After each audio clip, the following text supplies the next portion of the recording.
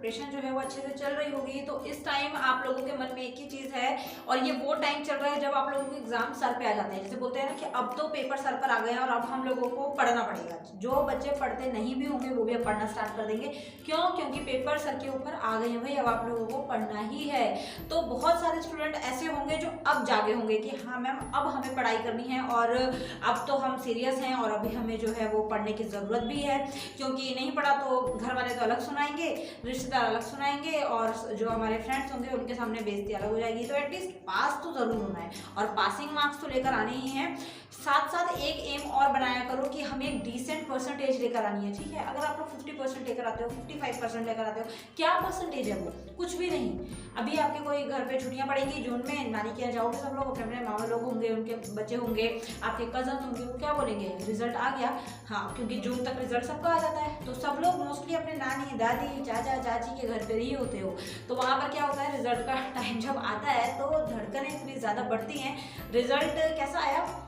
हाँ हम पास हो गए। अच्छा कितने परसेंटेज आए आपके? तो वहाँ पर जवाब होता है हाँ मेरे 57% आए, मेरे 61, 62, 65, 68%। मतलब जो ये 6 और 5 है ना, और 4 जो है, ये चीज़ें बताने में ना एक बेइज्जती टाइप होती है। आप लोगों को होती है कि नहीं मुझे बताना, ठीक है। अदरवाइज जो मेरे साथ के बच्चे हैं जितने, और जो जिनको मैं पढ़ाती हूँ, वो तो बहुत ज़्यादा वो करते हैं कि मैम हम लोगों को बहुत ज़्यादा मतलब कि फील हुआ, हमने इतना परसेंटेज बोला, और फिर आगे से बोलते हैं कि क्या पढ़ा तुमने पूरे साल, इतनी परसेंटेज लेकर आए बस। तो वहाँ ऐसी चीज़ें नहीं करनी है आप लोगों को, ठीक है। आपको एक डिसेंट परसेंटेज लेकर आनी है। एटलीस्ट टारगेट 70 से ऊपर कहीं बना के चलो कि हमें 70% से ऊपर लेनी ही है। उसको एक डिसेंट परसेंटेज बोला जाता है, जो हमें बताने में शर्म नहीं आती। हमें प्राउड से बोलते हैं मेरे 72% आए, मेरे 75% आए, एटलीस्ट सही आए, ठीक है, डिसेंट परसेंटेज आई। तो अब लास्ट का मंथ है, और आप लोगों को किन चीज़ों पर फोकस करना है, किन चीज़ों पर आप लोगों को ध्यान देना है कि हाँ मुझे अब जो है वो पढ़ना है, और मतलब इन चीज़ों के ऊपर मुझे ज़्यादा फोकस करने की ज़रूरत है। तो वो कौन सी चीज़ें हैं? देखो अभी आप लोगों का एग्ज़ाम का टाइम शुरू हो गया है, ठीक है। और जैसे CBSE वाले जो हैं उनका तो बहुत ही पास है, और HBSE वाले उनसे थोड़ा सा दूर है, उनके एग्ज़ाम शुरू हो जाएंगे। तो एक चीज़ आपको ध्यान देनी है कि आपने जितने चैप्टर्स करे हैं, आपने जो चीज़ें भी पढ़ी हैं, आपने जो चीज़ें भी प्रिपरेशन की है, वो आपको आपके माइंड में है या नहीं है। जैसे इंग्लिश है, इंग्लिश का हर चैप्टर निकालो, चैप्टर्स का बेस जो है वो आप लोगों को पता होना चाहिए। Either you are reading science, SST, Hindi, English, okay, और मैथमेटिक्स, आपको उनका कॉन्सेप्ट पता होना चाहिए, आपको उनका बेस पता होना चाहिए कि हाँ इस चैप्टर के अंदर ये चीज़ है और ये ऐसे होगी। अगर ये चीज़ें आप ध्यान दे लेते हो थोड़ा सा, तो आपको बिल्कुल भी प्रॉब्लम नहीं होगी। ओके, क्वेश्चन जो है वो बच्चों का ये होता है कि मैम इस टाइम पर हम पढ़े क्या, कौन सी चीज़ें ऐसी हैं जिनसे प्रिपरेशन करके हम अच्छा स्कोर कर सकते हैं, वो चीज़ें आप हमें बताओ जिनसे हम अच्छे मार्क्स लेकर आ सकते हैं। तो ये क्वेश्चन बच्चों का एक कॉमन रहता है। तो इस टाइम पर मैं आप लोगों को यही बोलूँगी कि देखो चैप्टर्स की आपको रीडिंग करनी है, चैप्टर्स के बारे में आपको बेस पता होना चाहिए। क्यों पता होना चाहिए? किसी भी चीज़ का सब्जेक्ट का आप पढ़ रहे हो, आपको उस चैप्टर के अगर अंदर का पता है ना बेटा, तो आप उससे रिलेटेड किसी भी क्वेश्चन को एटलीस्ट अपने शब्दों में लिख सकते हो, ठीक है। उनको आप अपने वर्ड्स में लिख सकते हो, जो कि एक बहुत ही मेजर थिंग है। तो क्वेश्चन आंसर्स किसी भी क्वेश्चन को छोड़ना नहीं है। जो भी थ्योरी सब्जेक्ट हैं, चाहे 10th हो, चाहे 11th हो, चाहे 12th हो, आप लोगों को ध्यान किन चीज़ों पर रखना है कि चाहे हिंदी का है, इंग्लिश का है, सोशल साइंस है, SST है, और थ्योरी सब्जेक्ट्स होते हैं, ठीक है। उनके अंदर आप लोगों को कॉन्सेप्ट सीखना है, और उससे रिलेटेड आपके पास कोई भी क्वेश्चन आ जाए आपको छोड़ना नहीं है। ओके, तो इस चीज़ को आपको थोड़ा सा ध्यान रखने की ज़रूरत है। तो चैप्टर रीडिंग हो गई, ठीक है। देन उसके बाद में आता है सैम्पल पेपर्स।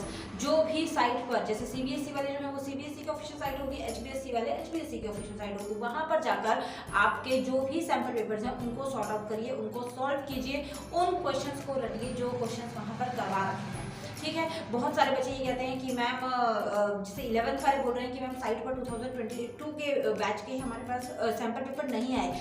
क्यों नहीं आए? कोई बात नहीं, नहीं आए तो, लेकिन आप लोगों के प्री बोर्ड एग्जाम तो हुए हैं, ठीक है। आधों के हुए हैं, आधों के हो रहे हैं। Either you are in 10th, 11th और 12th, सबके प्री बोर्ड हुए हैं, ठीक है। तो आप लोगों को प्री बोर्ड से ही आइडिया लग गया होगा कि आपके कितने मार्क्स आए हैं। देखो अगर आप लोगों के 80 में से 60 नंबर आ रहे हैं ना प्री बोर्ड में, तो कोशिश करो 70+ होने की, कि 70+ भी हम स्कोर कर सकते हैं। और कैसे कर सकते हैं? जो मिस्टेक्स आपने उन टाइम पर की हैं, मतलब जो मिस्टेक्स आपने उन पेपरों में की, वो मिस्टेक्स आपको अब दोहरानी नहीं है।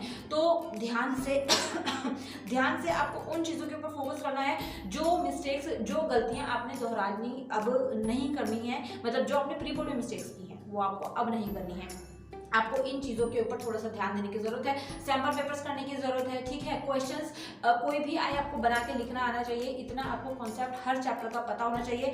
चैप्टर्स का आपको जैसे होता है ना कि बहुत बड़े बड़े चैप्टर्स होते हैं, मैम हमसे तो होते ही नहीं है, हमको तो मतलब कि ध्यान ही नहीं होता, हम कैसे पढ़े इतने बड़े बड़े चैप्टर। आधे होते हैं कि मैम हमें उनके अंदर समझ ही नहीं आता। एक शॉर्ट आपको तरीका बताती हूँ, गूगल पर जाइए, गूगल पर बोलिए summary of this chapter, summary लिखोगे और चैप्टर का नाम लिखोगे, साथ में इन हिंदी इन इंग्लिश जो लिखोगे उसी लैंग्वेज में आपके पास उसकी समरी आ जाएगी। और समरी का मतलब क्या होता है, सिंपल भाषा में उस स्टोरी का बिल्कुल निचोड़ बता देना कि इस स्टोरी के अंदर ये चीज़ें होती हैं, ठीक है। तो वहाँ से आपको काफ़ी आइडिया लग जाएगा कि इस स्टोरी के अंदर ये चीज़ें हैं। ओके, एक चीज़ और बताती हूँ जहाँ से आपके 5 नंबर पक्के हो जाएंगे अगर आप वो चीज़ कर लेते हो, तो आपको सारी जो हिंदी और इंग्लिश होती है उनमें पोएम्स के नाम, उनके राइटर पोएट जो चैप्टर्स के होते हैं वो आपको पढ़ने पता होने चाहिए, आपको याद होने चाहिए, आपको पता होना चाहिए ये चैप्टर इसमें से लिया गया है। That's it. कॉम्प्रीहेंशन की प्रैक्टिस करो अच्छे से, और लेटर एप्लीकेशन हिंदी इंग्लिश में ये चीज़ें रहती हैं जो मैंने एक प्रीवियस वीडियो बनाई दिया है आप लोगों के लिए, तो उसमें आपकी हिंदी और इंग्लिश की प्रिपरेशन जो है वो बहुत अच्छे से हो जाएगी। और अब ये जो टाइम होता है ना बच्चे, ये टाइम आपको सेव करना है, और जो भी चीज़ें आप एक्स्ट्रा में यूज़ कर रहे हो विच आर क्रिएटिंग नॉइस और which are creating distraction in your exam time, उन चीज़ों को दूर कर दीजिए, क्योंकि अभी ये जो टाइम है ये टाइम दोबारा नहीं आएगा। ये टाइम अब 2024 में आएगा जब आप लोग एक साल पूरा खराब कर चुके होंगे अगर आप फेल होते हो। लेकिन मैं ऐसा नहीं बोलूँगी, ना मैं ऐसा कुछ सोचूंगी, सिर्फ प्रैक्टिकली रियलिटी दिखा रही हूँ आप लोगों को, बता रही हूँ कि आप लोगों को पढ़ाई करनी है, ठीक है। ये टाइम वेस्ट नहीं करना है, सारी चीज़ें छोड़ दीजिए, मोबाइल का यूज़ करते हो, इधर उधर घूमते हो, दोस्तों के साथ रहते हो, करो सब कुछ लेकिन लिमिटेड। सब कुछ जो आप 1 घंटा को अगर फ़ोन चला रहे थे तो उसको आप 20 मिनट 30 मिनट कर दीजिए। जो चीज़ें आप बहुत ज़्यादा करते हैं उसको 1/4 टाइम में डिवाइड कर दीजिए और उतना सिर्फ आप एक्टिव रहिए, ठीक है। बाकी टाइम जो है वो स्टडी कर दीजिए। और एक चीज़ जो बच्चे बहुत ज़्यादा करते हैं, पढ़ने तो बैठ जाते हैं, सुबह मम्मी पापा उनके 4 बजे उठा देते हैं, 8 बजे तक 9 बजे तक पढ़ रहे हैं, एग्जाम के दिन होते हैं रात को वो 9-10 बजे बैठते हैं, 2 बजे तक पढ़ते रहते हैं। लेकिन आप लोग पढ़ कितना रहे हैं वो भी तो फोकस करिए कि आप लोगों ने एक्चुअली में जो पढ़ने बैठे हो वो समझ आया है, टाइम पास तो नहीं किया है। आधे बच्चे ये करेंगे गूगल के सहारे से लेकर बैठ जाएंगे और साथ में इंस्टाग्राम चल रहा है, साथ में रील्स चल रही हैं, साथ में शॉर्ट्स देख रहे हैं, चैटिंग चल रही है, व्हाट्सअप चल रहा है, यूट्यूब चल रहा है, तो बहुत सारी चीज़ें एक साथ नहीं। आपके माइंड को सिर्फ और सिर्फ फोकस करना है किन पर, कि हमने जो चैप्टर निकाला है हमें कुछ समझ आया, ठीक है। आप खुद से एक टारगेट बना के चला करो कि आधे घंटे का टाइम मैं लूँगा और मैं ये चैप्टर पूरा कंप्लीट कर लूँगा, मुझे ये चैप्टर का पूरा बेस समझ आ जाएगा। देन अगर 4 मान लो 9 बज रहे हैं, आप 9:30 बजे तक का टाइम देखो और उसके बाद देखो कि आपने टारगेट अचीव किया, आपने सोचा था वो चीज़ कि मैं ये कर लूँगा, लेकिन आपसे हुआ क्या, नहीं ना। अगर नहीं होता है तो फिर उसके बाद कोई बात नहीं, नेक्स्ट अब जो आपने गलती करी इस आधे घंटे में वो आप अगले आधे घंटे में रिपीट नहीं करोगे। अब आप एक चैप्टर और अगले चैप्टर का आधा ऐसा टारगेट बना के चलो कि मैं इतना कर लूँगा इन चैप्टर्स को। तो इस तरीके से आपको खुद से टारगेट बनाना पड़ेगा, खुद का टारगेट खुद को अचीव करवाना है कि हाँ मैंने ये सोचा है तो मुझे ये करना ही पड़ेगा, अदरवाइज मेरा रिजल्ट बहुत ज़्यादा इफेक्ट होगा। और यही टाइम है बेटा जो आप लोगों को ध्यान देना है, यही टाइम है जब आप लोगों को थोड़ा सा फोकस होने की ज़रूरत है, अदरवाइज आप लोगों को फिर बाद में प्रॉब्लम होगा, बाद में आप लोग बहुत गिल्टी फील भी करोगे। और बहुत सारे बच्चे अभी भी मुझे कमेंट करते हैं कि मैम अभी हमने पढ़ना नहीं शुरू किया, तो बेटा कब पढ़ना शुरू करोगे। अभी ये टाइम आ गया है जब आप लोगों को पढ़ाई करनी है, तो आप लोगों को थोड़ा सा समझने की ज़रूरत है, थोड़ा सा सीरियस होने की ज़रूरत है। जहाँ जहाँ पे हेल्प हो सकती है वहाँ पर सारे टीचर्स आपकी हेल्प करते हैं। यूट्यूब पर कितने टीचर्स हैं जो मेरे साथ साथ आप लोगों की हेल्प कर रहे हैं, परमानेंटली वीडियोस डाल रहे हैं, डेली वे में वो आप लोगों को हर अपडेट से वाकिफ करवाते हैं। मैं तो करवाती हूँ लेकिन मेरा शेड्यूल इतना बिजी रहता है कि मैं प्रॉपरली नहीं बता पाती हूँ सारी चीज़ें, ना मैं हर चीज़ की वीडियो डाल पाती हूँ। मैं सिर्फ वही वीडियोज़ क्रिएट करती हूँ जो आप लोगों को जानना ज़रूरी है, ये जो आप लोगों के लिए ज़रूरी है।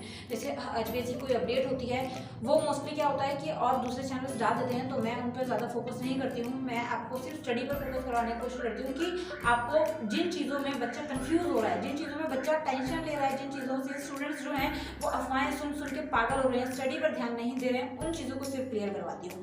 बाकी प्लेलिस्ट हैं आप लोगों को चैनल पर दिख जाएंगे, वहाँ से जाकर आप जिस सब्जेक्ट की आप प्रिपरेशन करना चाहते हैं you can go in playlist और आप उस वहाँ से स्टडी कर सकते हैं, तो कोई भी प्रॉब्लम नहीं है। टेलीग्राम इंस्टाग्राम ग्रुप्स वगैरह बने हुए हैं, तो वहाँ आपको सारी चीज़ों के क्वेश्चन के जवाब मिल जाएंगे। आपके साथ के वहाँ पर और भी स्टूडेंट्स हैं, ठीक है।